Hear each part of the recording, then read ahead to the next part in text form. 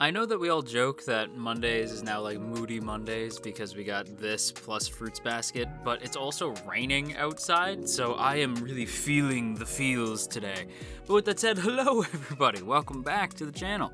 Welcome back to another one of our weekly To Your Eternity discussion videos. Today we're here to talk about episode 4, A Large Vessel. But before we get into the video proper, quick reminder if you haven't done so yet, to hit that subscribe button, ring that bell, set notifications to all, let all of AniTube know that you're here.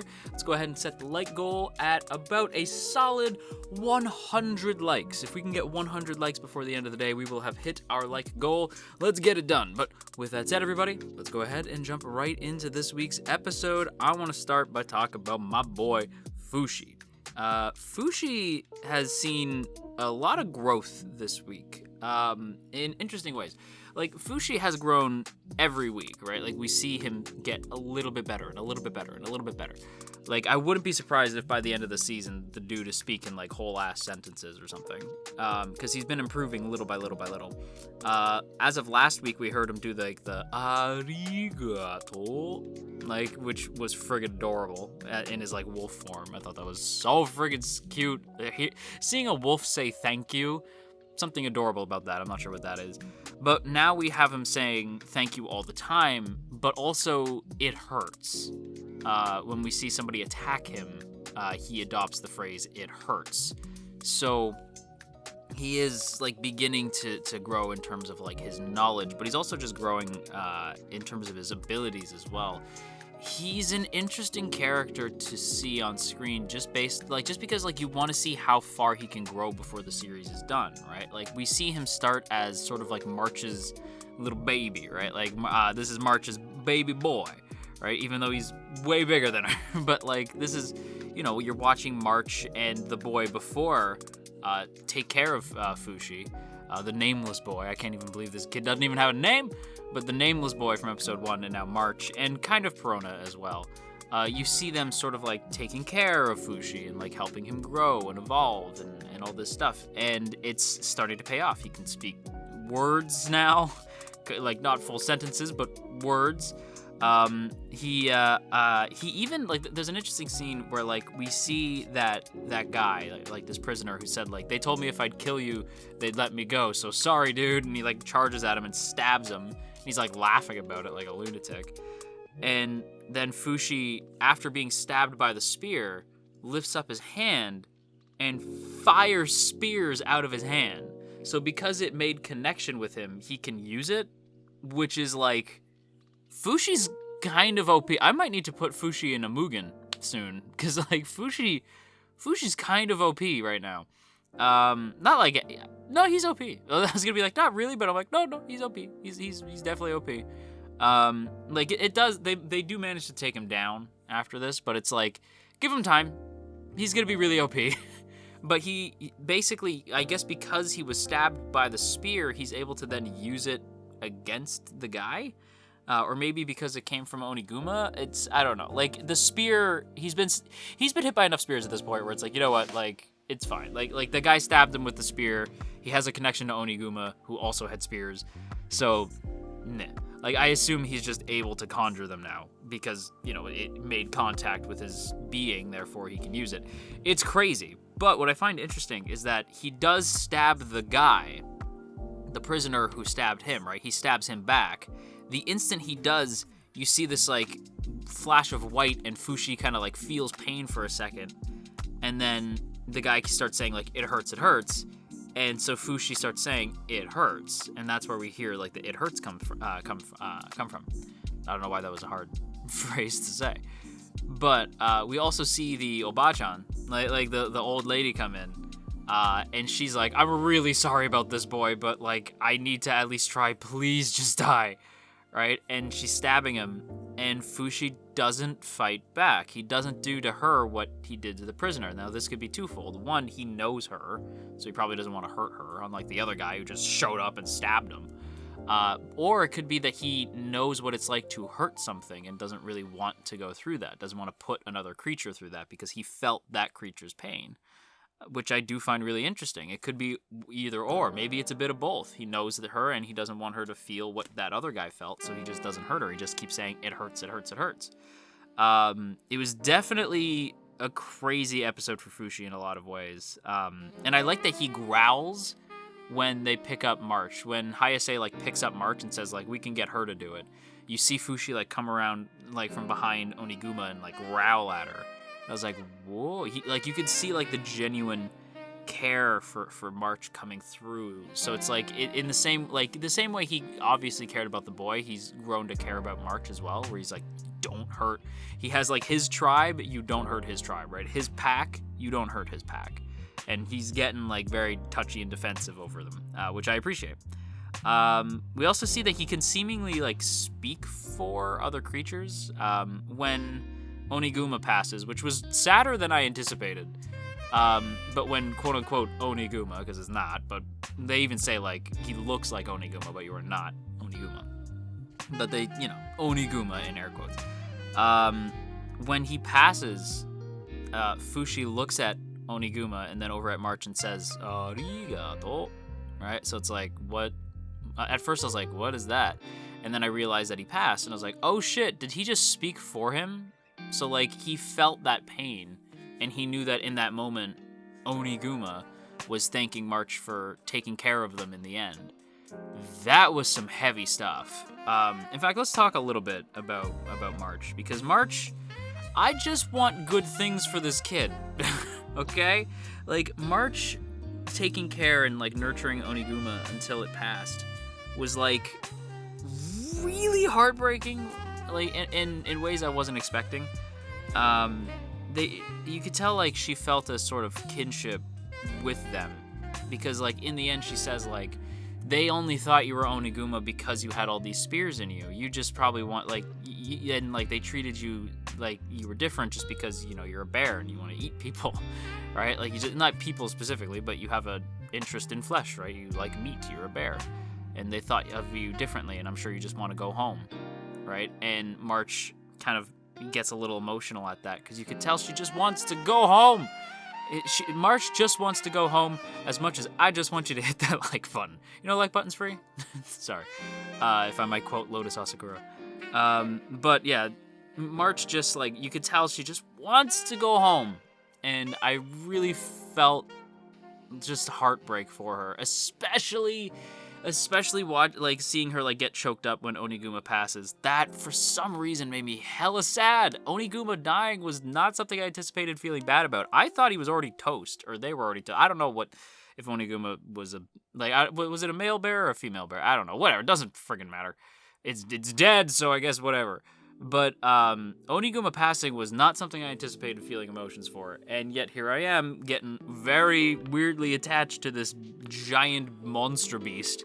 But yeah, it was really freaking sad. And I think on top of that too, it's just the fact that like when they're running around wherever it is, I don't remember the village's name, but they're running around, it's like totally different, right? Like they're used to like their sort of Ninana, like Nina. I don't remember what their like March's village is called, but Hayase's village is like really cool looking, right? It sort of looks like a more like I don't know. It just looks a bit more modern. It's like more of a market, and she's like walking around like eating all this food and meeting all these people, and she meets this guy who's basically a sort of like kind of a post office type of deal. Like he'll deliver your letters for you, right? So he's kind of a post office, but he can also write letters for you if you don't know how to read or write. So March shows up and tries to say like, can you can you say, I'm okay, I'm wherever, Yanome, I believe that's what it's called. I'm in Yanome, like I'm okay, love you, right? Like essentially just like her saying like, I'm okay, don't worry. And then send it to mom and dad, like send it to mommy and daddy. And he's like, okay, but like where? Right? Like, cause she doesn't know where. And it's this heartbreaking moment where like he shows her how vast her area is and how many different villages there are. So it's like she's gone too far at this point. Like March and Perona are so far from home that it's too far to turn back. Like how do you even Perona's like, holy crap, what even is that? Like they haven't even like looked at a map, so they don't know what that even is, so they have no clue how to get home. And that's really friggin' sad. Like, everything in this show is just like, and that was cool, but it was also really friggin' sad. And just the idea that Perona and March can never go home again. It's friggin' heartbreaking. Like, I hope that they can try, but I don't know if they will make it. Like, I don't know if they even know where to go. And March, like, that paper with March's hand, that is going to be important just because of how much they focused on it. Like, you could just tell. Like, when March puts her handprint on the paper and says, like, this is me. This is how this is my letter. And it says that I'm okay. Right? And Hayase's like, okay. And screw Hayase, by the way. Like, hurting and, like, torturing, like, Fushi and being shitty to March and Perona. Hayase is indeed the villain that chat was. Damn it, I've been on Twitch too long. Hayase is definitely the villain that the comment section has like been painting her as, because I was just like, she seems like she's a baddie, but I don't super know. And all of you guys in the comments were like, without saying too much, she's a baddie. So it's like, okay. And then like you see her on screen, it's like, yep, she's not good. She's a bad person. Yeah, screw Hayase. But yeah, March, you just kind of feel for this character. I just want to see her be okay. The OP definitely hints at a lot of what's to come, so I kind of have an idea of what's going to happen to March and Perona. I don't necessarily know what's going to happen with Fushi, but I have a darn good idea what's going to happen with March and Perona, but we'll see. But speaking of Perona, let's actually kind of segue from talking about March into Perona. Perona is one hell of a boss. Like, this is a boss lady not to be messed with, because she literally scales the side of that prison, and it's like scurry. Like, it is a scary time. Like, you see her like almost fall, but she manages to just barely grab onto the ledge and sort of roll into the supply area. And one dude gets like real handsy, which is uncomfortable, but luckily Perona's just like, no bitch. I'm not going to tell anybody about you, and you're going to do what I say. I was like, hell yeah, Perona. Perona is like, I like that we start by showing off that like she's not the best, right? She's not some like Terminator type character with like amazing accuracy. Like, we've established that she's a good shot, but not exactly the best. Like, her arrows don't always land. Sometimes they bounce, you know, like, so she's not this like unstoppable Terminator. She's just really dedicated to saving March because she's gone through a similar experience. And I love that shot of her like lifting up the mask and be like, we're getting the hell out of here. I was like, hell yeah. And it shows her and the old like her saving not only March and Fushi, but also the old lady, which I appreciate. Because I'm like, yeah, sure, save her too, because she was nice to you guys in the car. So yeah, why not, right? Or in the cart, not in the car. There's no cars. But like, yeah, she was nice in the cart, so whatever. And yeah, it was just, I don't know, there was something about it that was just cool. Like, I liked seeing Perona just be a badass and break out the squad. And we'll see how things go next week, because it looks like there's going to be a confrontation between Hayase and Perona. Yikes. But you could tell throughout the whole episode that like Perona has like a vendetta against this whole ritual thing, and she definitely wants to break it. Like, you can see like that she's trying to figure out a way to break the cycle no matter what. Her main plan is like, we'll take pieces of Oniguma's hide and maybe one of the eyes to show that Oniguma's dead. Like, this whole ritual has been nonsense. March never had to, none of them had to die. I know for certain that it's fake. Like, this is ridiculous, because the old lady tells them straight up that like, yeah, it's all nonsense. It's all about like power, and it's not like, the ritual's not actually important. And it's like, oh shit, so like they want to stop it, but even the old lady's like, no, but your village is very set in its ways, and I don't think they're going to listen to you. So that's why she's like, okay, we have to prove it. Like, if they're not going to listen, then we have to prove it. And the reason she's so hell-bent is because Perona, as I said, went through something really similar, and she lost her sister because of it. Like Perona, when she was young, we see her like hiding out under a tree, and her sister leaves to sort of protect her.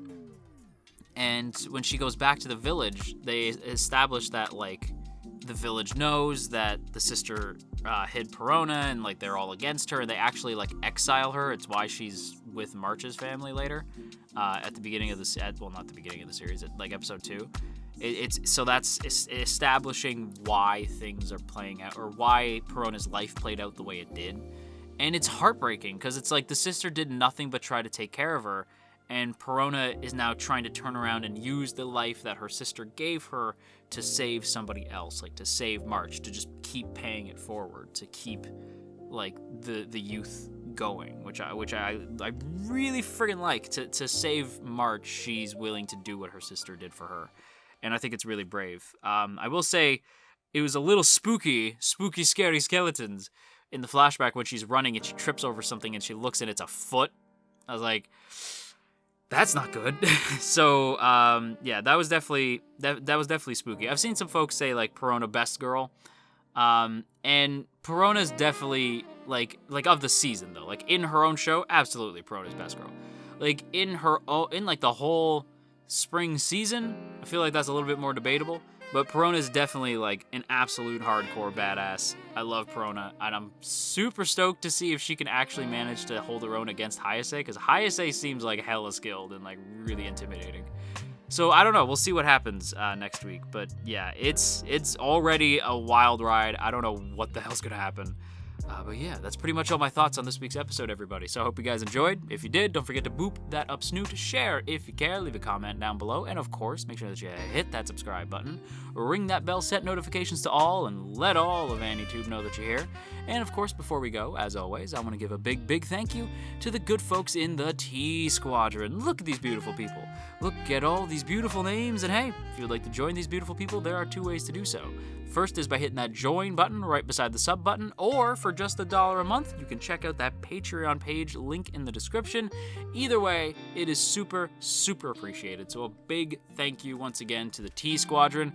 That's pretty much it for me. Not going to keep you too long. Just had to say thanks for watching. Don't forget the like goal, 100 likes by the end of the day. I feel like we could do it. And yeah, anyway, bye.